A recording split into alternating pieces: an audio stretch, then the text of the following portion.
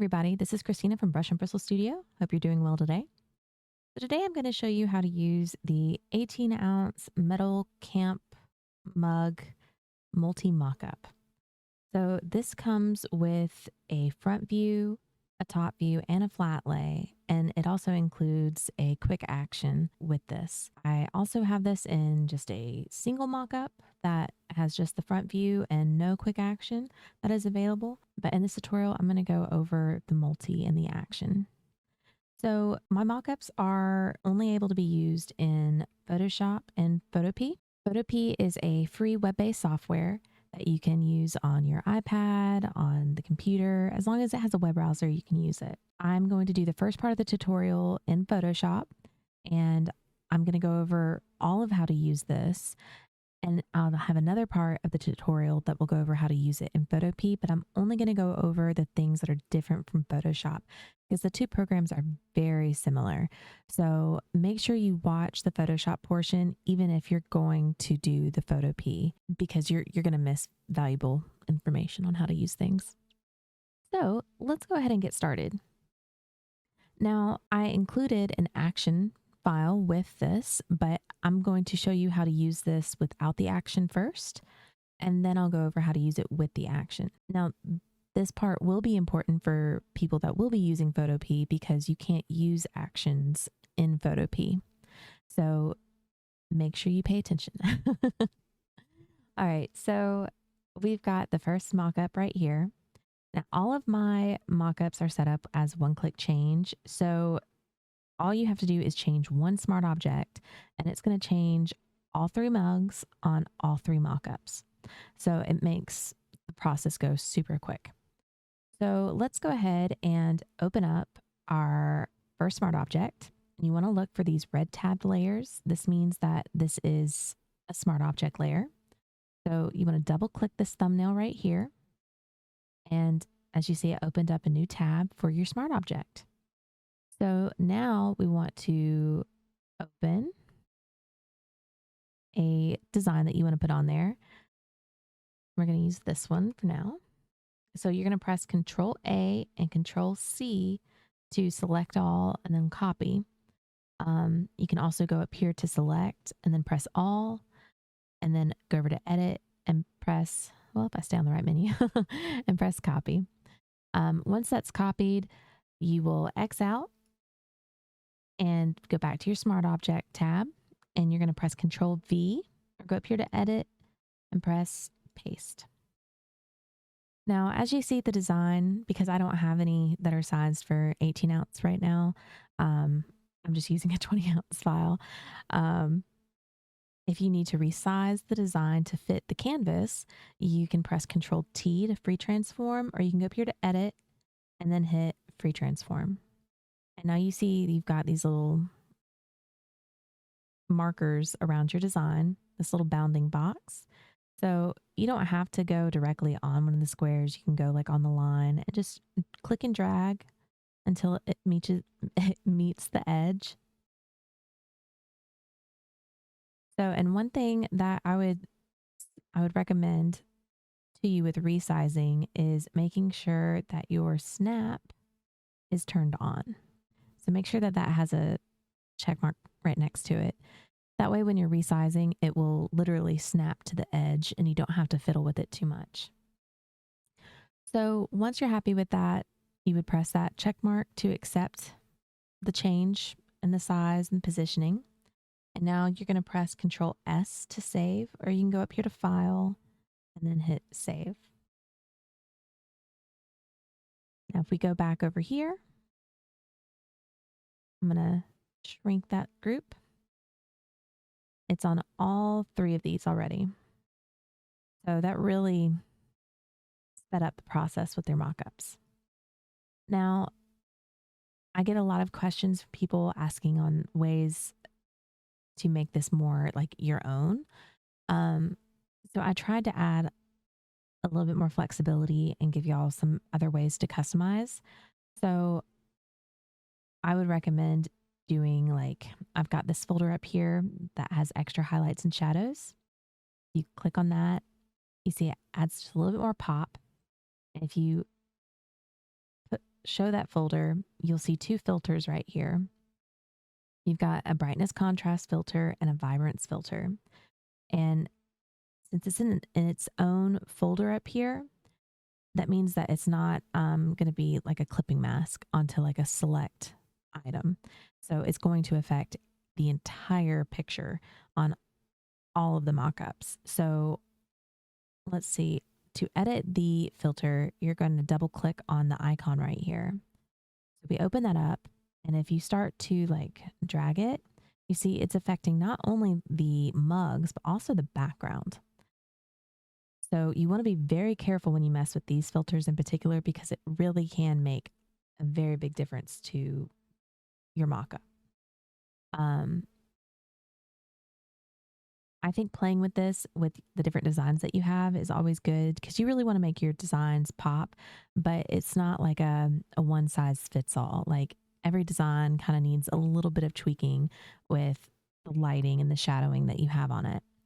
Um, I will say with vibrance, I would be very careful with, because this will change the like actual colors of your designs. So you see it gets very like desaturated and then very vibrant. So you want to make sure that your colors, even if you're like editing these, will still stay like true to the design so people know what they're actually getting. Um, Now, another thing you can do is I've got shadows and highlights right here. And I have this in the mockups too as well. If you click on this, you've got a lid shadow, which it's just under the lip of the lid right there. And then you've got highlights and a glossy overcoat, and then shading.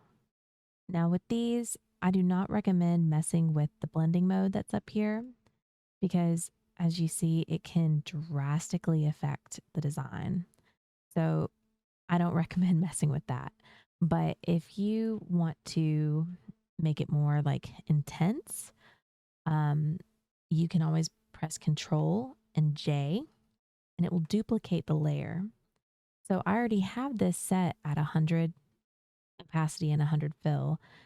So the only way to make this darker would be to duplicate the shading layer. Um, to tone it down a little bit, you can go up to the opacity and fill, and then bring that down a little bit, and see it like helps just a little bit to make it just a little bit darker. I know that's something that I've been contacted about several times, is how to make the shadows more intense. So that's just for y'all to know. And it's the same thing with the highlights. You can just click on the highlights and then Control J, and it duplicates.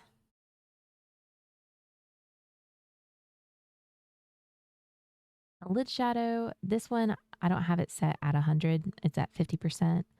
So you can take that up to darken it, but I don't think it really needs that. But some designs, it might need that. And the last thing that you can really mess with is the bottom shadows. And this is like the lid shadow. I've got it set at 50, and you can take it up as high as 100. So it can get pretty dark. Now, let's see. I give you, with the mockup one, you get 8 different backgrounds just to help you get started. If you are going to upload your own background, just make sure to drop it in the backgrounds folder. That way it stays behind all of the working files for the mockup. But what you get starting out is this white shimmer background.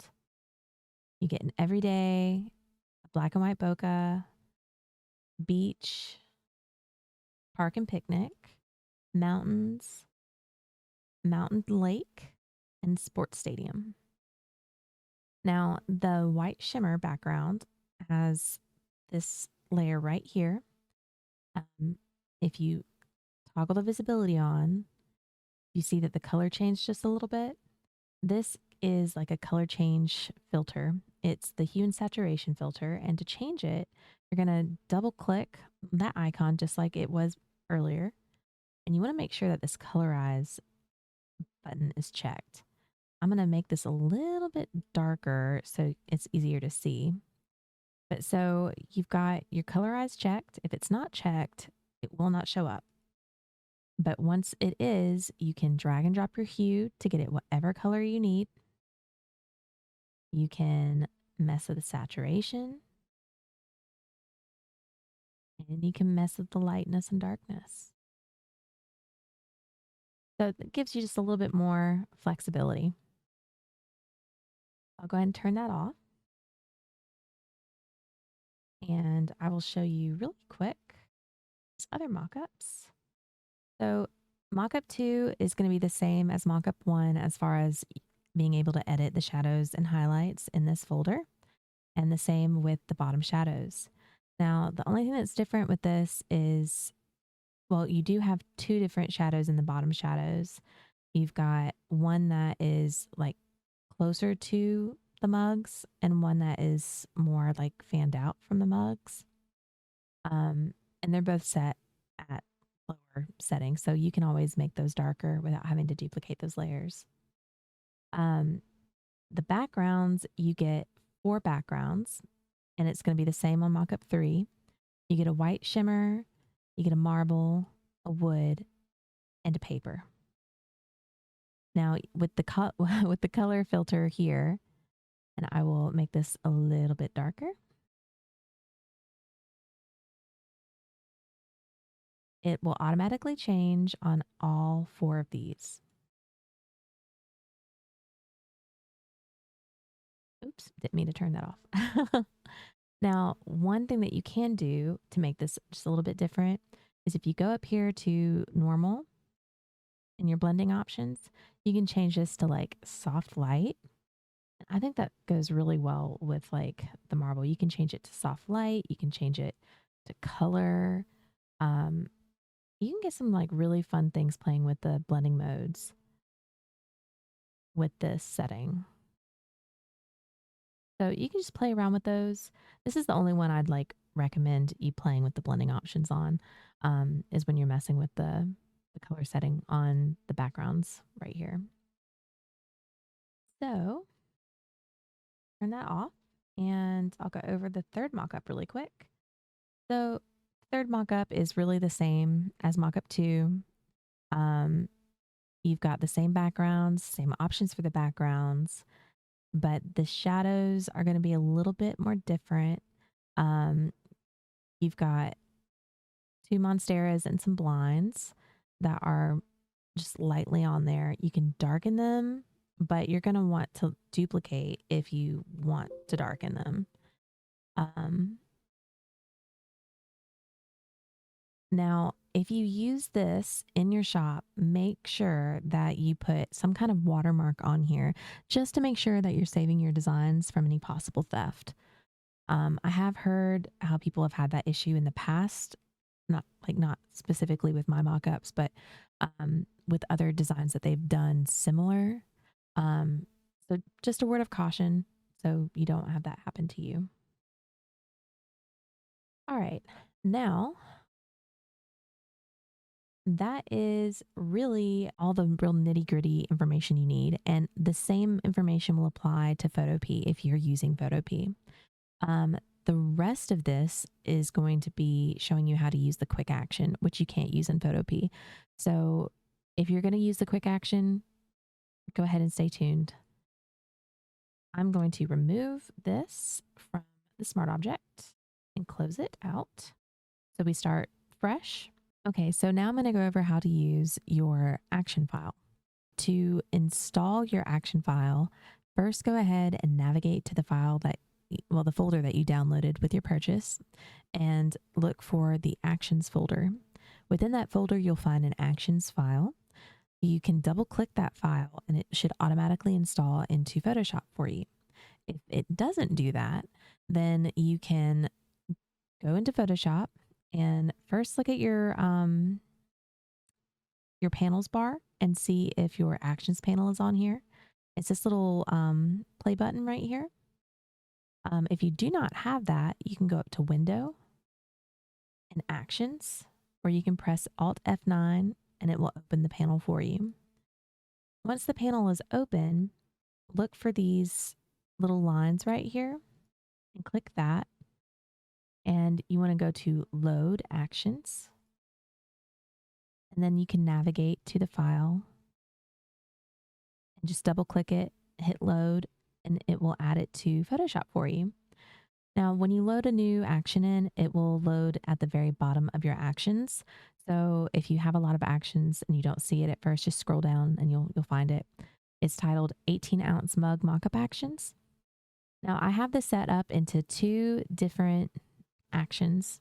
You've got your upload design and then your save mockups. So I'm going to go ahead and click on upload design and press play. And as you see, it went ahead and opened up the smart object, and it has prompted us to open the design that we want to use. So we're going to select that. Now it is copied, pasted, and set the file to free transform for us. So we're going to go ahead and resize this how we need.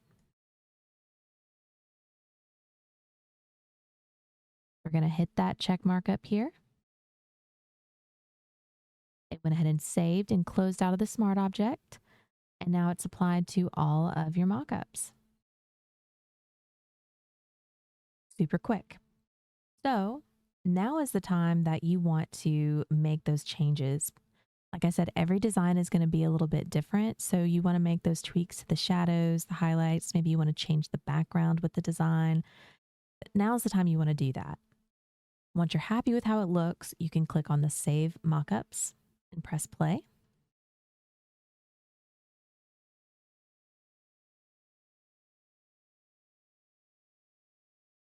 It pulls up your save screen, and I've got it set to save as mockup 1, 2, and 3. So you want to put in like the name of your file before that. So for this purpose, I'll just put test mockup 1.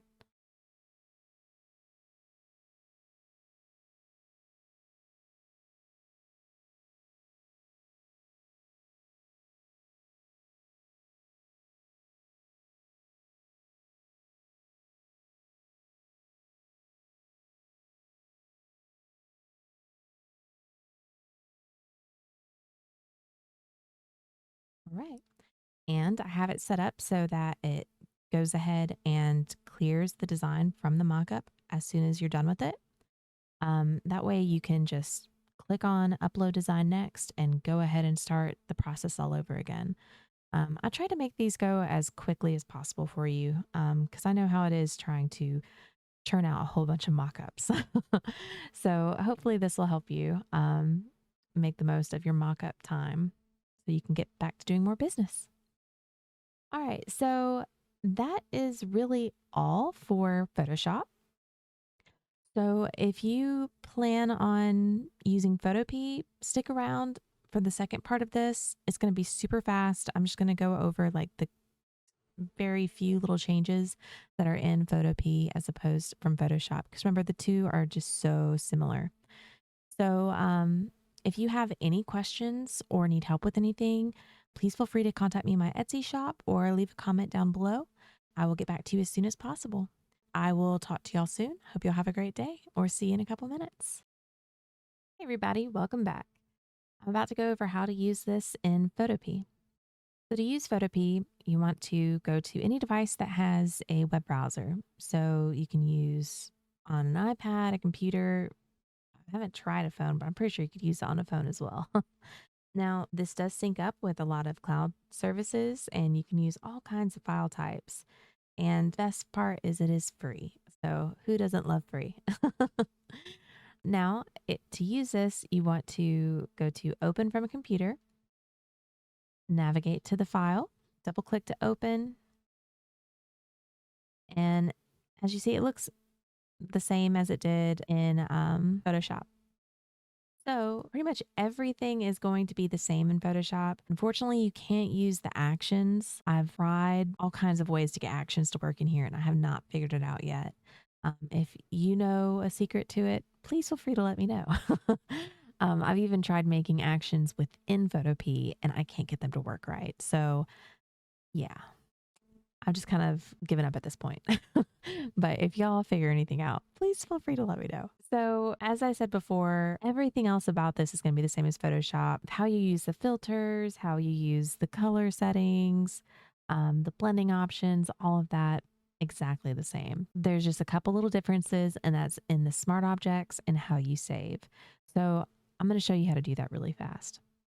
So again, look for your red tabbed layers and you see your smart object. It's got that little square on it. You double click that, opens up your smart object. Now, again, this can't use the actions, but Photopea is great because it does cut out some steps. So you hit File and go to Open in Place.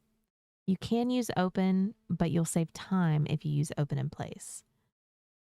So we're going to go ahead and select the file that we want to use, the design.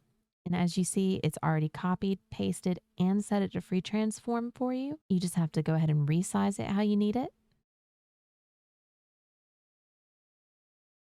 And then you can move it however. We're going to press that check mark up here. And you can press Control S to save, or you can go up here to File and hit Save Smart Object. Smart Object updated. We go back to the main document and you see that it is on all of your mockups. So now you can go ahead and make your changes, like do your background, mess with the shadows and the highlights, but then when you're ready to save, go over to File, and we're going to do Export As. And then you can save however, but I save as JPEG. You can name your document right here. So we're going to do Mockup 01. You can mess with your quality settings. Again, you can change the format, again, in case you click the wrong thing. If you want to change the size of it, you can do that here. And once you're happy with that, go ahead and hit save. So that will save into your downloads folder on your computer or on your iPad. But that's really all there is to it. You just hide this one and then you do the process again of File and Export As, and then click JPEG and go from there. So hopefully this was an easy tutorial for you to follow. If you have any questions, please feel free to reach out to me either in my Etsy shop or leave a comment down below, and I will try and get back to you as quickly as possible. But I hope you enjoy your new mockup, and I hope this tutorial was helpful. Hope you have a great day.